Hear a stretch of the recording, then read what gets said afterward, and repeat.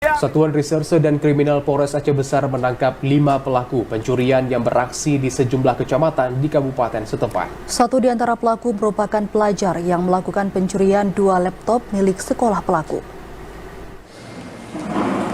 FH, JS, HJ, dan RS hanya bisa pasrah usai ditangkap personil Satreskrim Polres Aceh Besar di sejumlah lokasi terpisah di kabupaten setempat sejak Oktober lalu.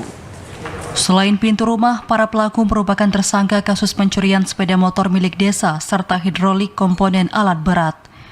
Dari tangan keempat pelaku, petugas juga mengamankan sejumlah barang bukti hasil pencurian, diantaranya 1 unit kendaraan roda 4 yang digunakan mengangkut barang hasil curian. Petugas juga mengamankan 2 unit laptop yang dicuri dari salah satu sekolah yang melibatkan pelajar sekolah.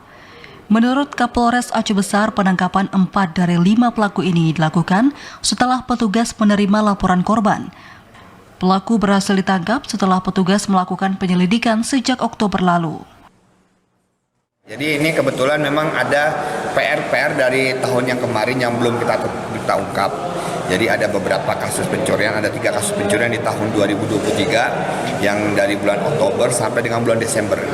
Dan saat ini sudah berhasil kita ungkap di tahun 2024 di bulan Januari ini. Ya kebetulan 4 kasus ini pada saat saya menjabat ini baru langsung terungkap saat ini. Dan memang atas kegigihan hasil penyelidikan dan juga penyidikan yang dilakukan oleh aparat ataupun dari aparat Polres Aceh Besar, khususnya di Satreskrim Aceh Besar ini sendiri, akhirnya berhasil mengungkap pelaku-pelaku pencurian tersebut.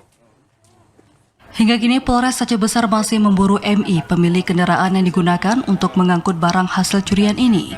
Sementara itu, untuk mempertanggungjawabkan perbuatannya, keempat pelaku berikut barang bukti ini ditahan di Mapolres Aceh Besar. Para pelaku dijerat pasal 363 KUH Pidana tentang pencurian dengan pemberatan dengan ancaman hukuman 5 tahun penjara. Sementara itu, pelaku yang berstatus pelajar kini dititipkan di panti sosial milik Dinas Sosial Aceh. Dari Aceh Besar, Arman Kunadi, TVRI Aceh melaporkan.